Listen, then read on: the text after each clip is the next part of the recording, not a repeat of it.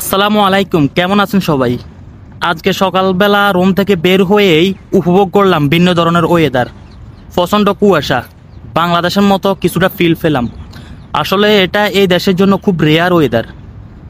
অনেক কুয়াশা আজকে ভাই, প্রচুর। সো ভালো লাগছে, প্লাস অনেক ঠান্ডাও পড়ছে।